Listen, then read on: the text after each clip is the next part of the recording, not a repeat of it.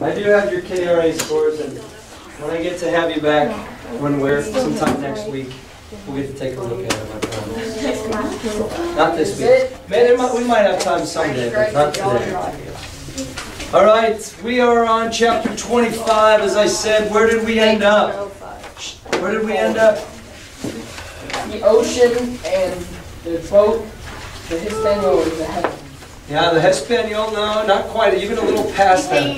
He's hanging on to the mast, right? And it just went down and crushed the goat boat. The goat boat's gone. What else, Patch? I was going to say, there's 25 on. I think 103. I was going to say that. I came back from the office. I didn't grab my book. That's not good. There's a book right there. Okay, we have Jim holding on to the Hispaniola on the northwest side of the island. All right? We're on about page 103 of the Red Book. Black Book, what page are we on? Red 105. I know. 105 of that. What are we on in or in the Black Book? Which are we? We're on chapter 25. I think we're like about 160, but I'm not sure. 173. 173 in the Black Book. All right. It says, I strike the Jolly Roger. What's the Jolly Roger? The last boat. No, that's the Jolly I Boat. think that he's hanging on to. That's the flag. The flag. The flag is the Jolly Roger, the skull and crossbones. So read with me. It says, I had scarce gained a position on the bowsprit, trying to sit up on the bowsprit, that telephone pole piece of wood hanging out over the side, when the flying jib flapped and filled under the tack. Basically, the sail opened up with a report like a gun. The schooner trembled to her keel. The spine of the boat shakes. And it suddenly is under the reverse.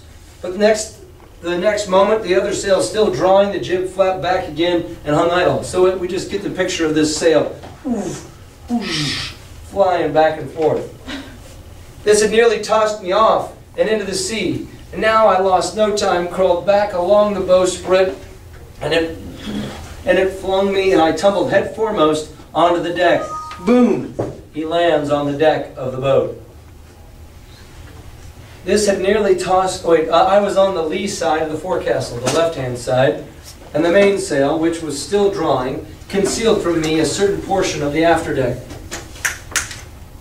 I was sitting... He lands on the deck, and you can see in the back of the boat, we're on page 105, you can see on the back of the boat that, you can't see the back of the boat, the stern, because the sail is in his way.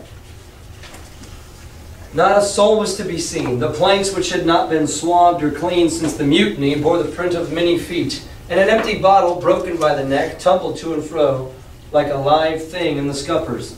Why does it have a broken neck? The bottle that's rolling back and forth. Oh. Patch? Because of like the fight that was going on? No. Jay?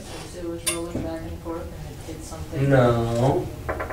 When you're a lazy drunk, like a pirate, you break the neck off and drink it that way, because they all have corks. There's one of the party favors left over. There's a broken... The top of it's broken. You just dump it in. It's gluttonous. Suddenly, the Hispaniola came right into the wind. Whoa! The jib's behind me cracked loud. The rudder slammed to. The whole ship gave a sickening heave and shudder. And at the same moment, the main boom swung inboard, and the sheet groaning in the blocks showed me the lee afterdeck. There were the two watchmen. Who was on the boat? Pirate Israel. Israel Hands and some other pirate number 8 or something like that, right? There were the two watchmen. Sure enough, red cap on his back, and stiff back of the ship like this with his arms sprawled out. And but then we also see Israel Hands propped up against the bulwarks. Those basically the rim or the wall of the boat. He's laying like this. That's down. His chin on his chest, his hands lying open before him on the deck, his face as white under its tan as a tallow candle. White candle. Remember, Black Dog had a tallowy face as well. For a while, the ship kept buckling and sidling like a vicious horse. The sails filled now on one tack, now on another, the boom swinging to and fro, till the mast groaned aloud under the strain. The whole boat is moving back and forth. Read along with me, please. Now and again, too, there would come a cloud of light sprays over the bulwark and a heavy blow of the ship's bows against the swell.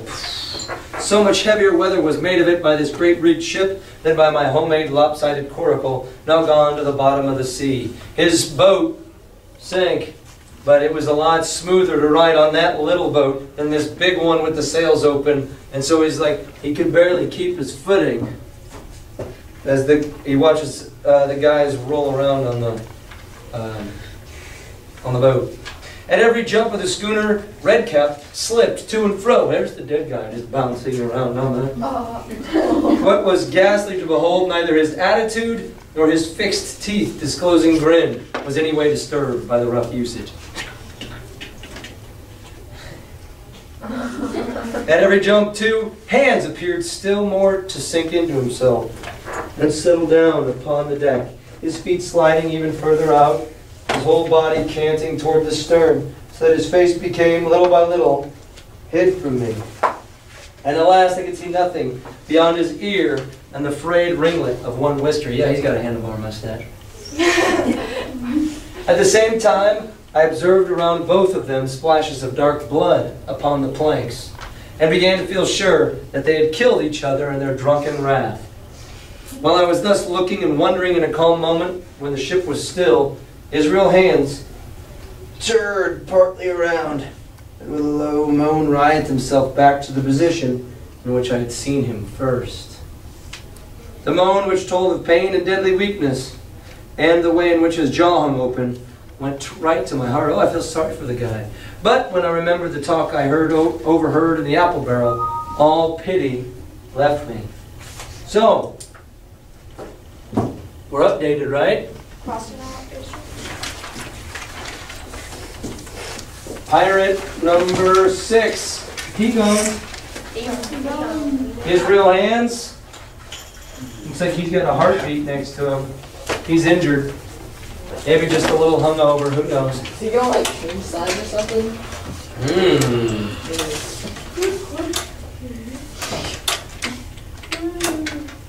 I walked aft until I reached the main mast and said, "Come aboard, Mr. Hands," ironically. He rolled his eyes round heavily, but he was too far gone to express surprise. It's like, I don't even care why you're here. All he could do was utter one word. Brandy. He needs a drink. It occurred to me there was no time to lose. In dodging the boom as it occurred once more and as it lurched across the deck, I slipped aft and down the companion stairs into the cabin. He goes downstairs. It was such a scene of confusion you could hardly imagine. Fancy. All the lock-fast places had been broken open in quest of the chart. The floor was thick with mud, where ruffians had sat down to drink or consult after wading in the marshes round the camp. The bulkheads, all painted in clear white and beaded round with gilt, were a pattern of dirty hands. Everything was just dirty and broken and open. Dozens of empty bottles clinked together in the corners to the rolling of the ship. One of the doctor's medical books lay open on the table. Oh, maybe they tried to help the guy who got shot. No, half the leaves gutted out, probably for pipe lights, just light their pipes with. In the midst of all this, the lamp still cast a smoky glow, obscure and brown as umber. There's still a light with gas in it, floating around and lit to give us some lighting. I went into the cellar. All the barrels were gone. And of the bottles, a most surprising number have been drunk out and thrown away. It's only been 3 days, and almost all the alcohol's gone. Certainly, since the mutiny began, not a man of them could even have been ever been sober. Everybody's 3 sheets. Foraging about, I found a bottle with some brandy left for Hans. And for myself, I routed out some biscuit, some pickled fruits, a great bunch of raisins, and a piece of cheese. With these, I came on deck, put down my own stock behind the rudderhead, and well out of the coxswain's reach, went forward to the water breaker, had a good deep drink of the water, and then, not till then, gave Hans the brandy. He must have drunk a gill before he took the bottle from his mouth.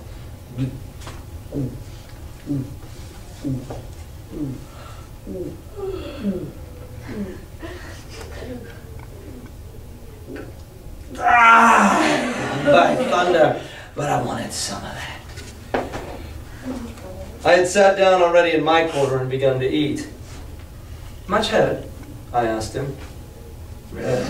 He grunted, or might say he rather barked. If that doctor were aboard, I'd be right enough in a couple of turns. But I don't have no manner of luck, you see, and that's what's the matter with me. As for that swab, he's good and dead, he is. He added, indicating the man with the red cap. He weren't no seaman anyhow, and where like you have come from. Well, I've come aboard to take possession of this ship, Mr. Hans, and you'll please regard me as your captain, until further notice. Oh, who thinks he's Mr. Long John Silver? Yeah. There, talk about a promotion. Hey, Jimmy, you're now the captain of the Hispaniola. He looked at me sourly enough, but said nothing. Some of the color had come back in his cheeks, though he still looked very sick and still continued to slip out and settle down as the ship banged about. And again, oh, by the by. Oh, wrong one. By the by, I can't have these colors, Mr. Hans. Colors? Flag. The flag. I can't have this flag.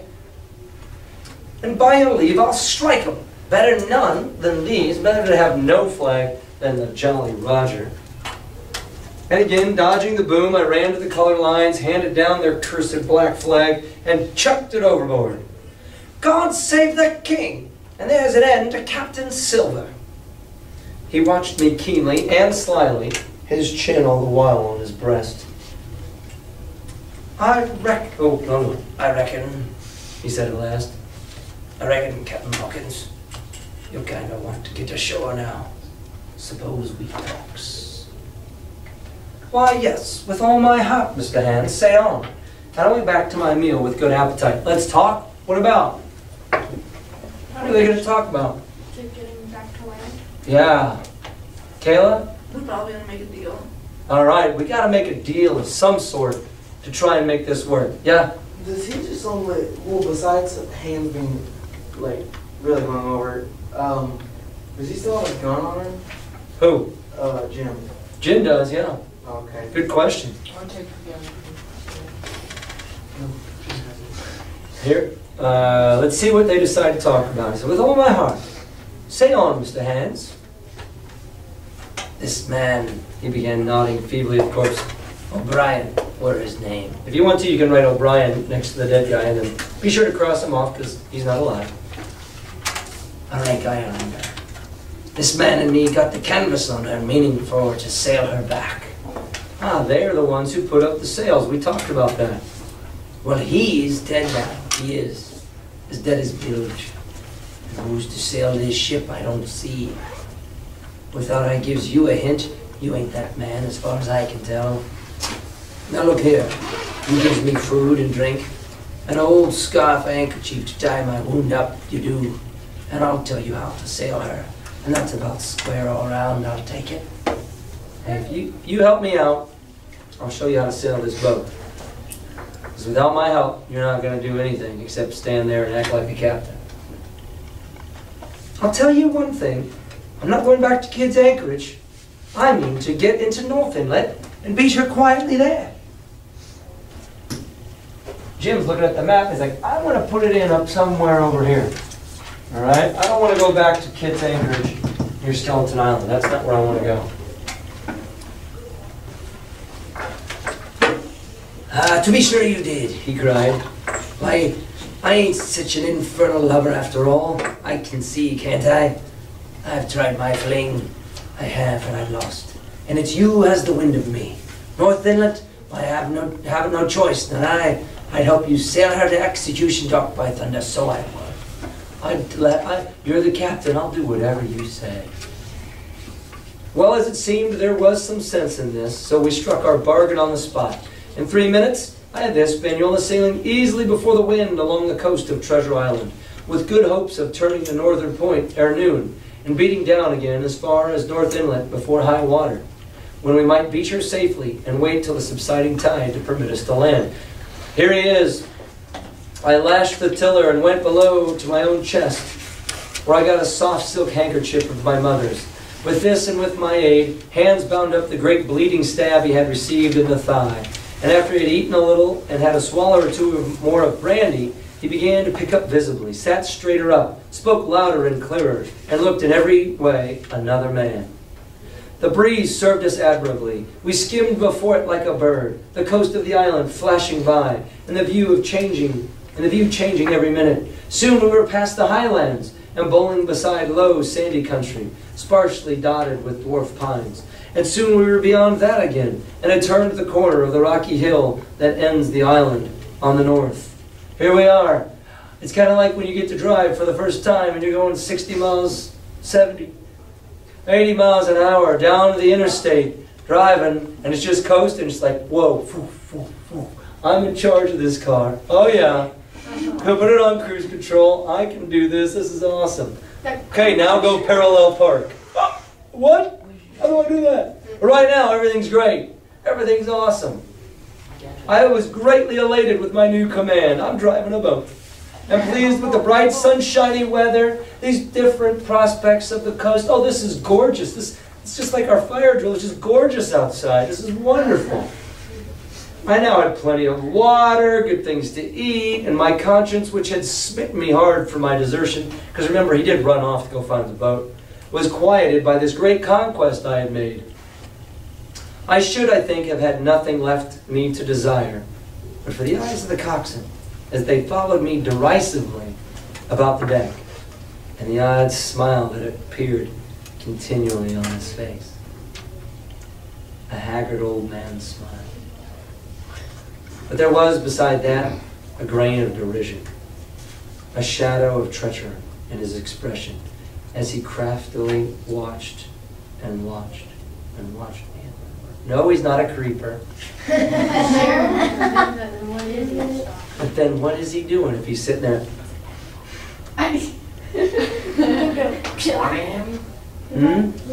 No, I said he's not a creeper, you weirdo. Derisively means to be you're thinking one thing, but doing another. So are we planning something? Maybe he's planning something. It's the one thing that makes Jim not enjoy this moment. All right? Danny, stick with me. We're on chapter 26 now. The wind serving us to a desire now hauled into the west. We could run so much the easier from the northeast corner of the island to the mouth of the North Inlet. Only as we had no power to anchor and dared not beach her till the tide had flowed a good deal farther, time hung in our hands. See, here's the goal. You guys know about the tide, right? That the tide goes in and the beach disappears underwater. But then when it's low tide, it goes out. What that actually is the moon pulls the ocean closer to land. Then it pulls it away from land and pulls it closer to the other continents. I don't know if you realize that's what happens every day, twice a day.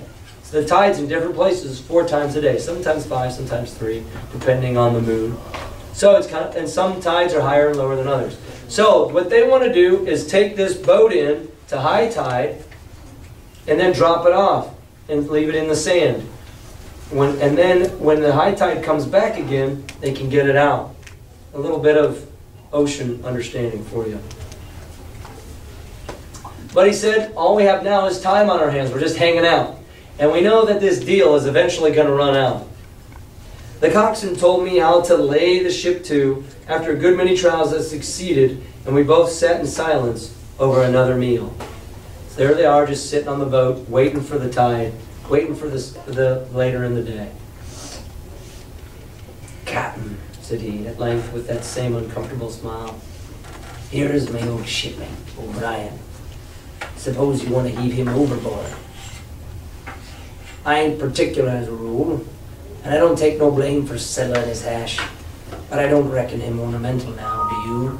It's like, this isn't a Christmas tree, and he wouldn't make a very good angel on top anyway. Why don't we throw him overboard, huh? It's kind of weird." "Well, I'm not strong enough, and I don't like the job. So there he lies for now." "Oh, okay there, Captain." This here's an unlucky ship. It's Hispaniola, Jim," he went on, blinking. "There's a power of men been killed in this Hispaniola, sight of poor seamen dead and gone since you and me took this ship to Bristol. I never seen such dirty luck, not I. There was this here O'Brien now, he's dead, ain't he? Well, now I'm no scholar, and you're a lad as can read and figure. And to put it straight, do you take it as a dead man is dead for good, or do he come alive again?" He's talking about life after death and ghosts and whatnot. Maybe he's not dead. Maybe he's completely passed out. It's like You can kill the body, Mr. Hands, but not the spirit. You must know that already. O'Brien there is in another world, maybe even watching us. So we're talking a little bit about life after death here, maybe a little resurrection. Ah, well, that's unfortunate. Appears as if killing parties was a waste of time. It's like, why do we even kill each other if we're going to be a ghost in another world? What's it even matter if this one's just for a short time? Like, wow, it's our philosopher, Mr. Israel Hands, way to go. He's like a preacher just trying to get close to Hmm, him. maybe he's just trying to win his trust, huh? Howsoever, spirits don't reckon for much by what I've seen. I'll chance it with the spirits, Jim. Like, spirits can't do much. I'll stick with what I know. And now you spoke up free, and I'll take it kind of you to step down into that there cabin and get me, shiver my timbers, I can't hit the name on it. You give me a bottle of wine, Jim. This here brandy's too strong for my head. Sure changed Drinking it for like ever. Sure changed the subject quick, didn't he? Yeah. Huh. Now this coxswain's hesitation seemed to be unnatural. And as for the notion of his preferring wine to brandy, I entirely disbelieved it. The whole story was a pretext. He wanted me to leave the deck. So much was plain. Wait, whoa. Back it up. Danny! Hey. We've got Jim Hawkins here, figuring it out that a pirate is trying to trick him? No. Happened with Long John. Long John tricked him. Okay. Pew tricked him. Why all of a sudden can he figure it out? Pull the trigger! What kind of character changes? A dynamic character. We're starting to see one of the examples here of how he's no longer Mr. Naive. I'm the blessed King of England. I said, Lord, would you help this blind man? Oh, sure. Hey there, creepy guy. Let me put my hand out for you to grab. Now it's like, oh, wait a minute. I can see it now. I can see this guy's trying to trick me.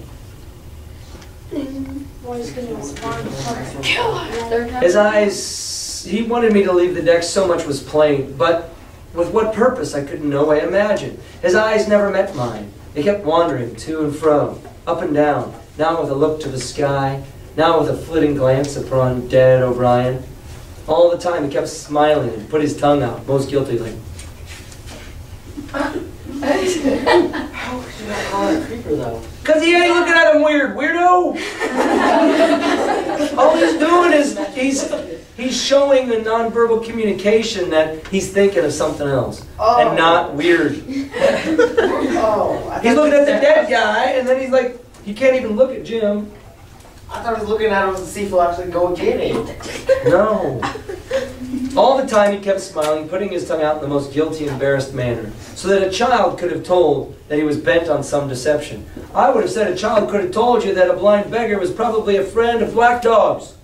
But he gets it now. He gets it now. I was prompt with my answer, however, for I saw where my advantage lay. And with a fellow so densely stupid, I could easily conceal my suspicions to the end.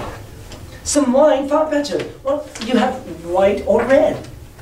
Well, I reckon it's about the blessed same to me, shipmate. So it's strong and plenty of it. What's the odds? Oh, you already...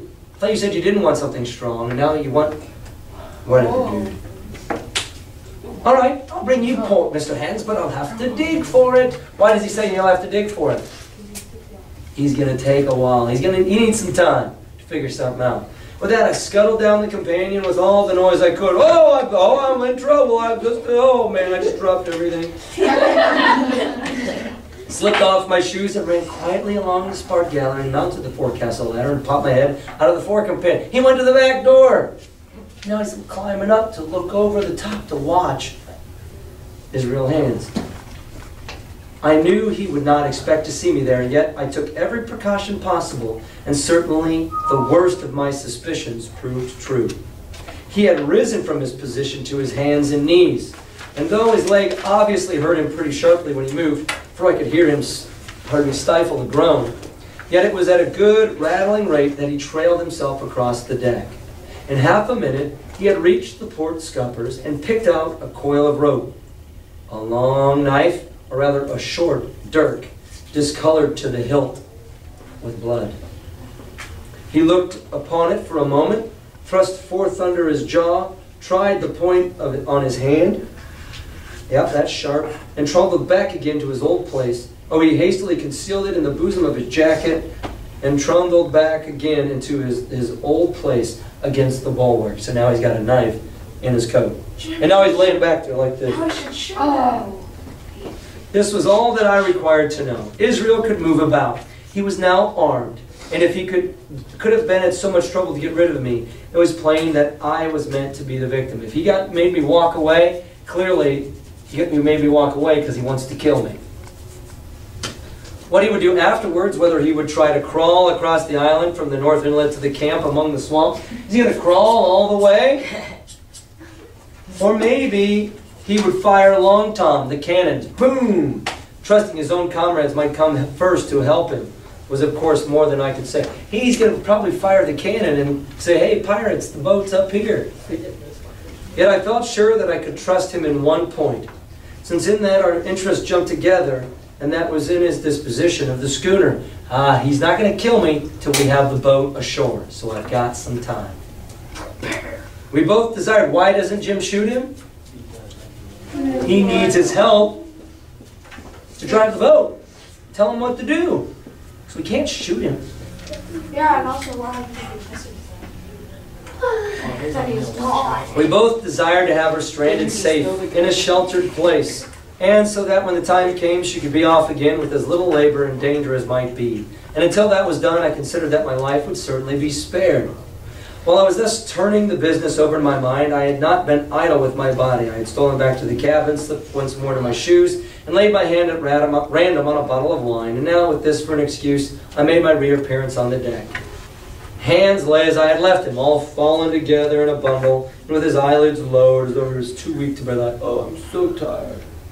He looked up, however, at my coming, knocked the neck off the bottle, like a man who had done the same thing often, and took a swig with his favorite toast, "Here's luck."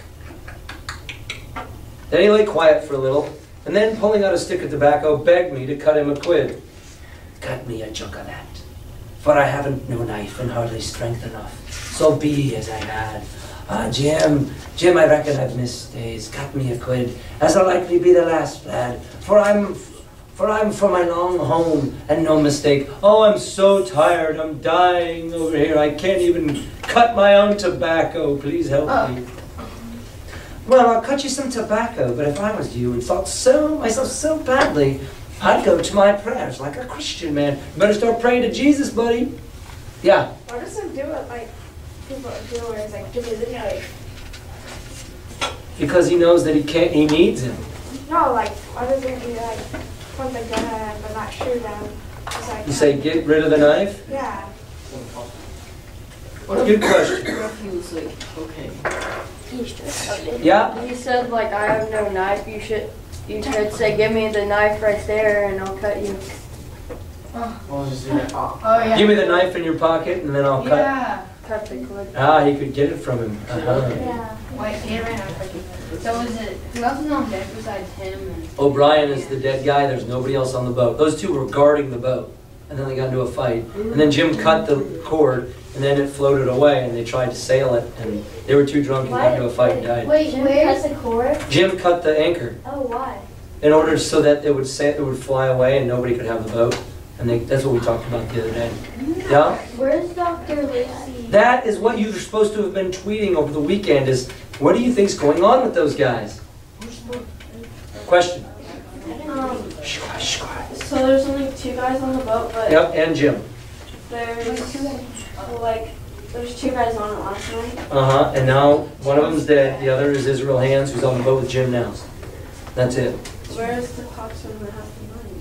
That's the guy who's laying on the boat acting like he's hurt. Israel. Israel Hands is the coxswain. There you go. All right. What? Why? Now you tell me why should I pray? Why? You were just asking me now about, you were just asking just now about the dead. You've broken your trust. You've lived in sin and lies and blood. There's a man you killed lying at your feet this moment. And you asked me why? For God's mercy, Mr. Hands. That's why you just killed the guy. Better pray. I spoke with a little heat, thinking of the bloody dirt he had hidden in his pocket and designed in his ill thoughts to end me with. He, for his part, took a great draught of the wine and spoke with most unusual solemnity. For 30 years I've sailed the seas and seen good and bad, better and worse, fair weather and foul, provisions running out, knives going and whatnot. Well, now I tell you, I've never seen no good come of goodness yet. Him as strikes first is my fancy, dead men don't bite. Them's my views, amen, so be it. And now you look here, he added, suddenly changing his tone. We've had enough of this foolery. The tide's made good enough by now. You just take me orders, Captain Hawkins, and we'll sail slap in and be done with it. All told, we had scarce 2 miles to run, but the navigation was delicate. The entrance to the northern acreage was not only narrow and shoal, but lay east and west, so that the schooner must be nicely handled to be got in. I think I was a good, prompt subaltern, and I'm very sure that Hands was an excellent pilot. We went about and dodged in, shaving the banks with certain and neatness that were pleasure to behold. So the boat and Jim, so we're just going to do dashes now because Jim's on the boat. They're taking it into this inlet/river at the north corner.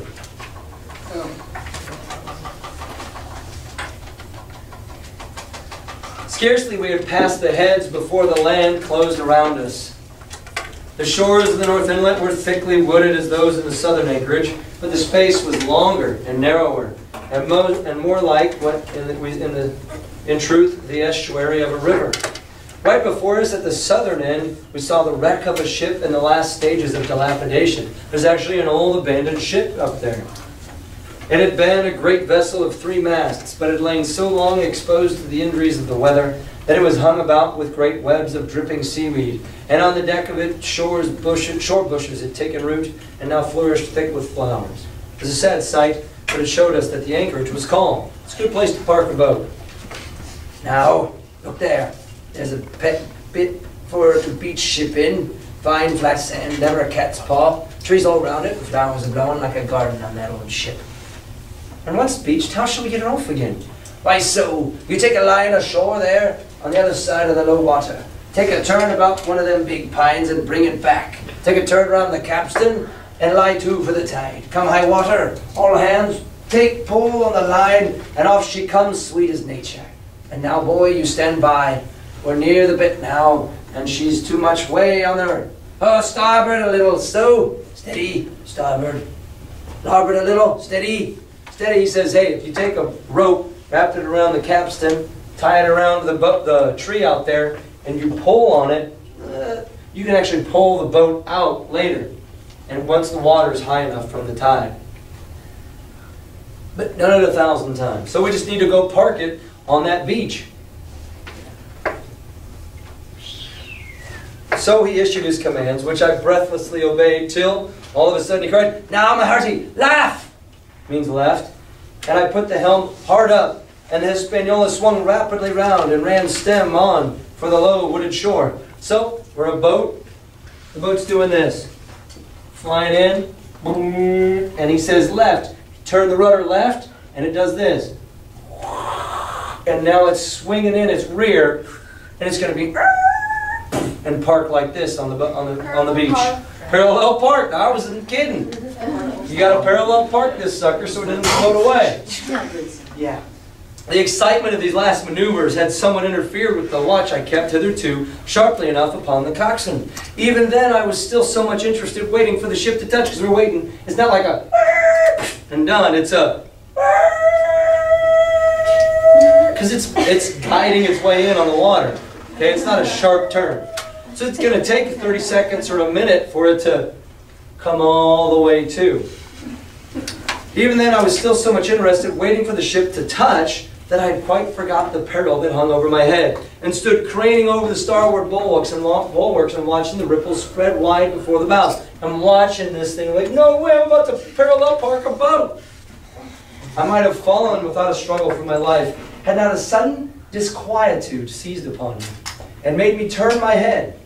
Perhaps I had heard a creak, or seen his shadow moving with the tail of my eye. Perhaps it was an instinct like a cat's, but sure enough, when I looked round, there was Hans, already halfway towards me with the dirk in his right hand. We must have both cried out aloud when our eyes met. While mine was a shrill cry of terror, "Ah!" His was a "Ah!" roar of fury like a charging bulls. At the same instant, he threw himself forward, and I leapt sideways towards the bows. As I did so, I let hold the tiller, the steering wheel, which sprang sharp to the leeward, and I think this saved my life, for it struck Hans across the chest and stopped him for the moment, dead. Before he could recover, I was safe out of the corner where he had me trapped, with all the deck to dodge about. Just forward of the main mast, I stopped, drew a pistol from my pocket, and took cool aim. Though he had already turned and was once more coming directly after me, I pulled the trigger. The hammer fell, but there followed neither flash nor sound. The priming was useless with seawater. He'd had him in the boat, in the coracle, splashing water. Caught that. You gotta have clean guns to fire. I cursed myself for the neglect. Why had I not long before reprimed and reloaded my only weapons? Then I should not have been, as now, a mere fleeing sheep before this butcher. Wounded as he was, it was wonderful how fast he could move, his grizzled hair tumbling over his face itself as red as a red ensign with haste and fury. I had no time to try my other pistol, nor indeed much inclination, for I was sure it would be useless. One thing I saw plainly, I must not simply retreat before him, or he would speedily hold me boxed into the bows. As a moment since, he had me so nearly boxed me in the stern. Once so caught, and 9 or 10 inches of the blood-stained dirk would be my last experience on this side of eternity. I placed my palms against the main mast, which was of goodish bigness, and waited every nerve upon the stretch. Seeing that I meant to dodge, he also paused, and a moment or two passed in feints on his part, and corresponding movements upon mine, like a big tree in the middle. It's like...